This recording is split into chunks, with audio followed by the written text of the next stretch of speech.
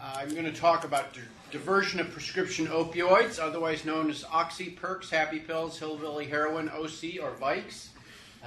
Just finished reading Dreamland by Sam Canonius about how things really degenerated in southern Ohio in particular and were exploited by the Mexican heroin group. But let me talk a little bit about what we know about the risks of abuse and diversion, particularly about the extended release opioids and then current trends in Washington State.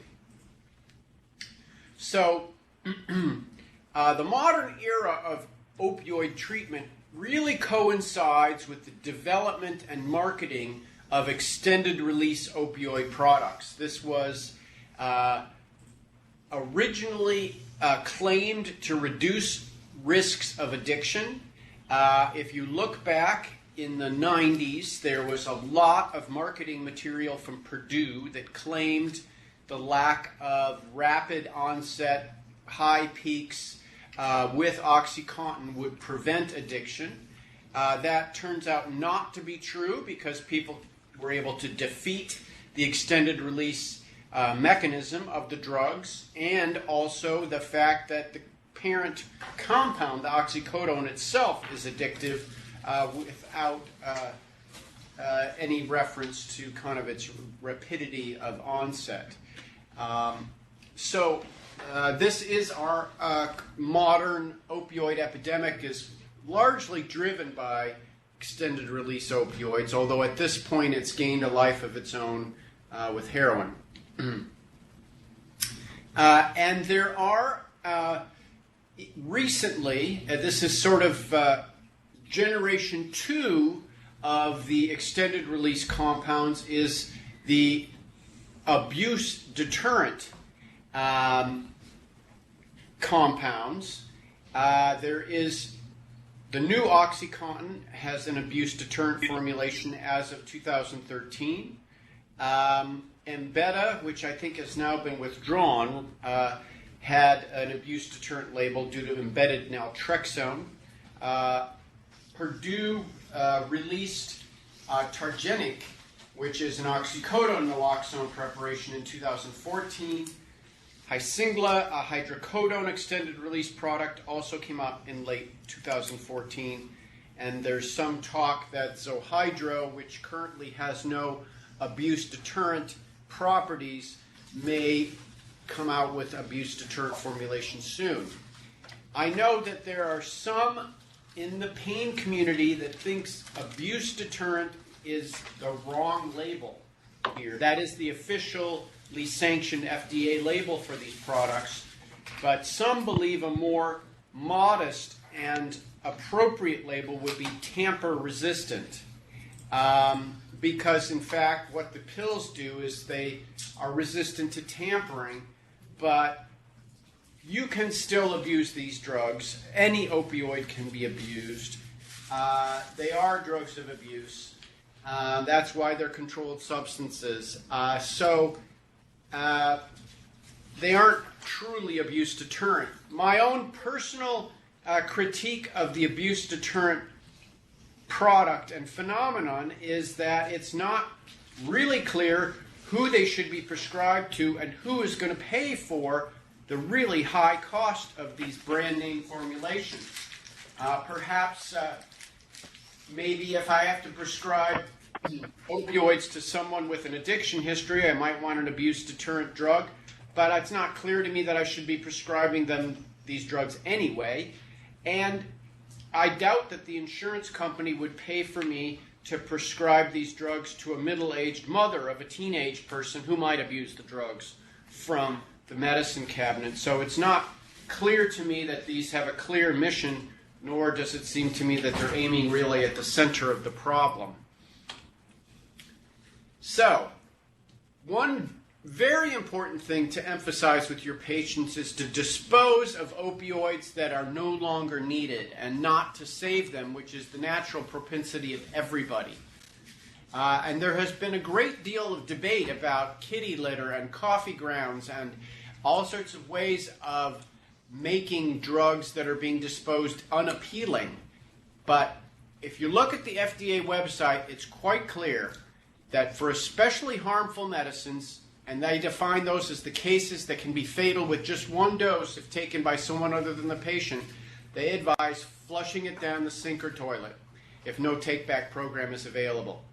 And so this includes even the transdermal adhesive skin patches, so that you're supposed to fold it in half, then flush it down the toilet. Don't place them in the trash except for the Butrans, which has a special patch disposal unit. So, talking to your patients, very simple message. When you're done with your opioids, flush the rest of them down the toilet.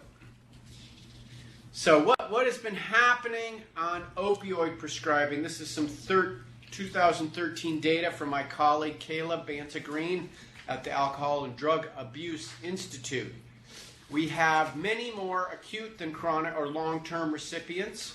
The long-term recipients are about a decade older, 55 rather than 45. They get not 11 days supply, but nearly every day of the year, 334, and they're getting 8 to 10 times as many prescriptions. Also, almost half of our long-term opioid users in 2013 were getting concurrent sedatives, which is known to increase the risk of opioid overdose perhaps by as much as a factor of 10. So, and I know that, for example, the VA is now strongly discouraging concurrent prescribing of opioids and benzodiazepines. So this is what opioid prescribing looked from 2003 to 2010 in Washington State. As you can tell, hydrocodone and oxycodone were the most popular. It was quite a bit of concern during the 2000s. We were up around 5% of 10th graders, 10% of 12th graders had tried opioids. It's now down to about 3% and 5%, which is an improvement. It's still concerning that this many middle and high school kids are using these drugs, but it is somewhat better than it was. 10th graders, you can see in the top left-hand graph that we're now down from about 10% in 2006 to more like 6% in 2012. Trying to find it.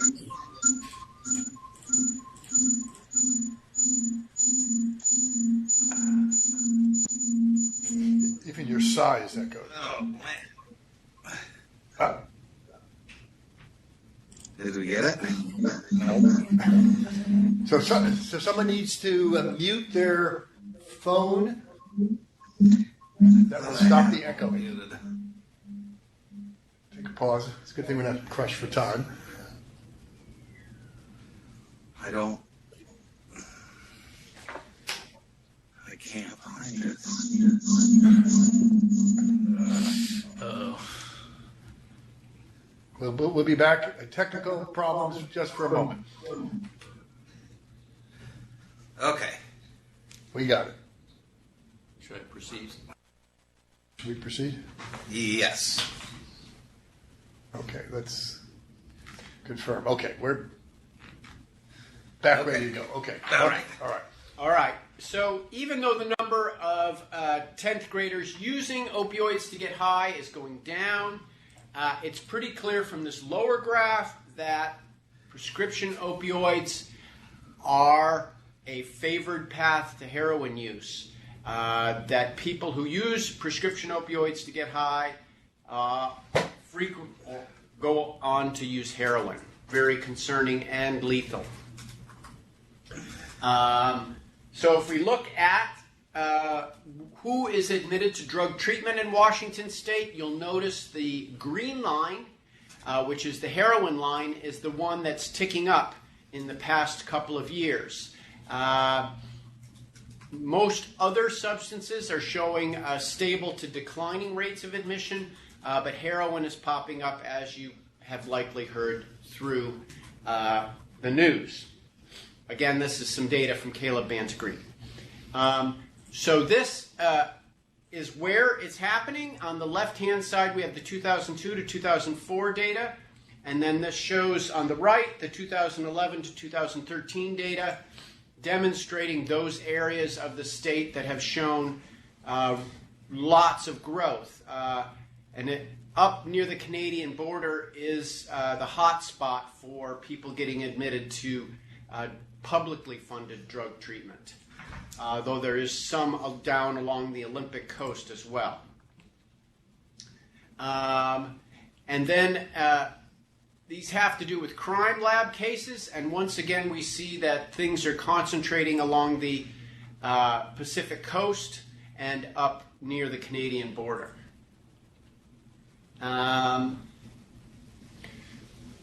Originally, people used heroin first, or they came from a non-opioid drug of abuse to heroin.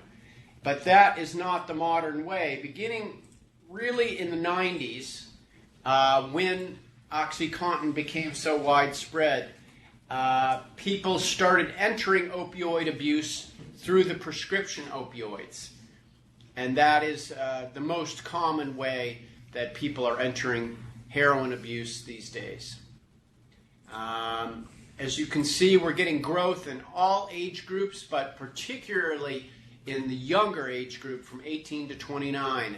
It's really important to think about prescribing opioids to this younger group. First of all, because younger people are more prone to substance abuse of all kinds. And two, it's not really a group that you want on opioids for the rest of their lives.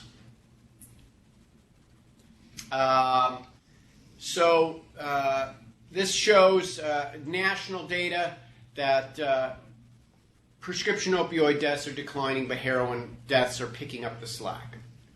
And this is some Washington data. Similarly, you can see that the prescription opioid overdoses, the yellow line, are declining to some degree after 2010, but that the red line is going up for heroin overdoses, so that the blue line isn't really changing much. So whatever we're gaining in terms of limiting prescription opioid overdoses, we're losing in terms of increasing heroin overdoses. Particularly the Mexican black tar heroin that's around is quite potent, quite cheap, and those two factors lead to people taking too much and dying. Where are the opioid deaths? They are in Snohomish County. We did a field trip up there just recently, as well as some of the counties over on the Olympic Peninsula and down along the coast again. So, how do opioids get to people who abuse them, particularly to teenagers?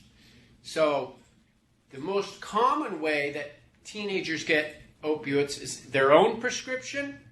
This can often come from a dentist. One of the most common ways that teenagers get opioids is as a result of wisdom tooth extraction or other dental procedures. There's an unfortunate trend of really heavy overprescribing for these procedures. There's a lot of passing between friends. There's passing from families. There's people who go to parties and look at medicine cabinets, or go to open houses, real estate open houses, and pick up leftover pills.